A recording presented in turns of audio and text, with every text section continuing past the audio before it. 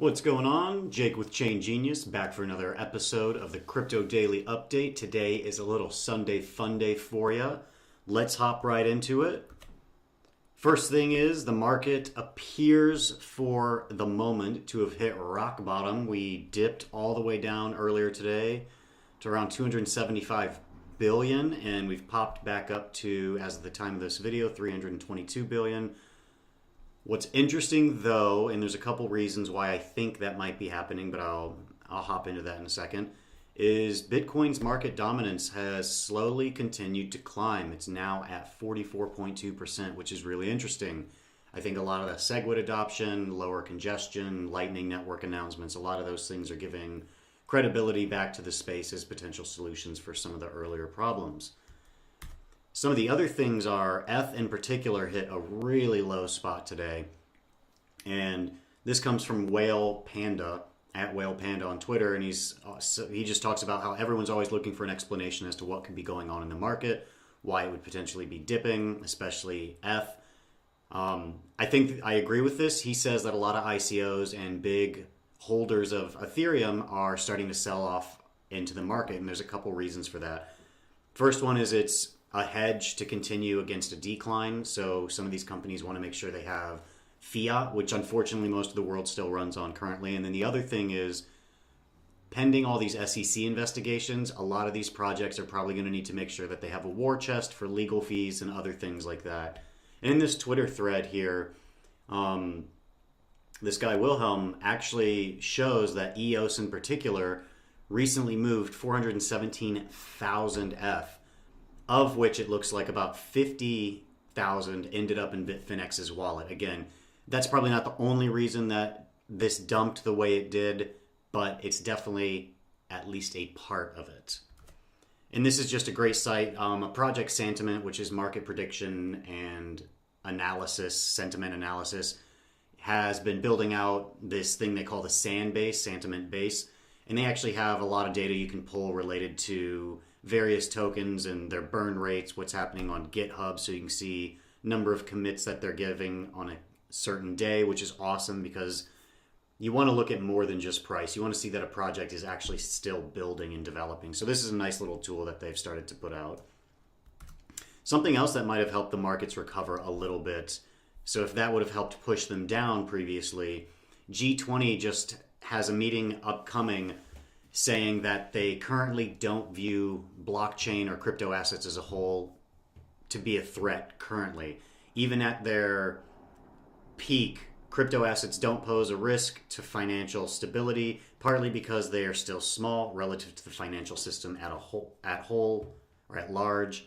Even at their recent peak, their combined global market value was less than 1% of global economic output, which is small. Basically, they're saying there's a lot of room for it to grow. And the G20 group are basically a global watchdog that helped everyone get through the market crisis from 2008, the banking and market crisis, and helped with reforming financial laws. And basically, it's nice to hear that they're saying, we're aware of it, don't view it as a big problem. Maybe that'll change in time, but for right now, it's just not worth our time. Something else coming up is that currently this is a rumor. This is definitely in the gossip category. It is not officially news, but the rumor is that Twitter is going to begin banning cryptocurrency ads shortly. This would not be a massive surprise, especially because Google and Facebook just recently did the same thing. And Twitter especially has a big problem with scam accounts going on. If you haven't seen these, basically when someone big in the space tweets, like Charlie Lee or Vitalik, a bunch of accounts, John McAfee's another one, a bunch of accounts that rearrange one or two of the letters, slightly misspell it, use an L instead of an I, things like that. And they're offering to give away a bunch of ETH in return for you sending them. It's just like the email scams that have been around for years.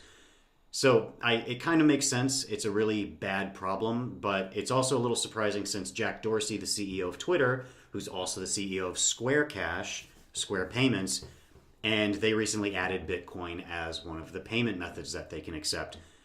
So he is a big proponent of it, and he's invested in Lightning Labs, which just released the Lightning Network beta.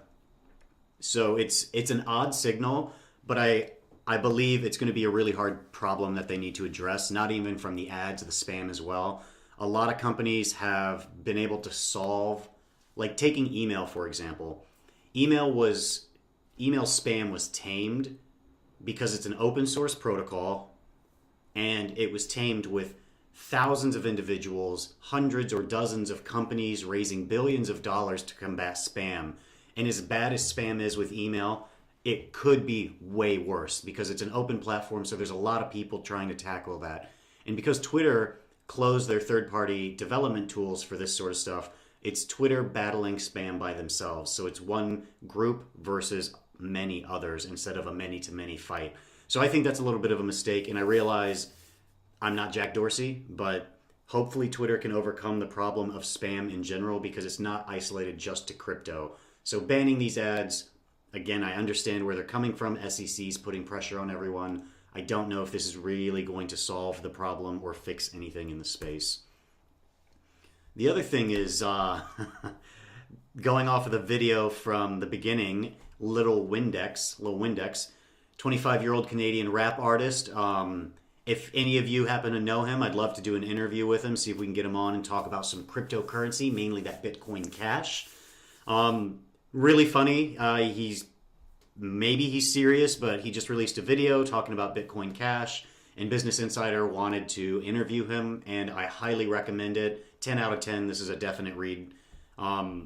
He doesn't really have a strong reasoning for why he likes Bitcoin Cash, other than he thinks, like most Bitcoin Cashers, that it's meant to be the true vision of Satoshi, and there's censorship on Bitcoin Core. But the gems of this are down at the bottom where he actually gets interviewed, and I just love the fact that this guy, the way he responds, he's like, I think it has the potential to be better. Principles it stands for. He wants to be able to have control of his money without randomly being taxed with fees anytime. It's nice to send cash to people without buying the boys at Western Union a steak dinner.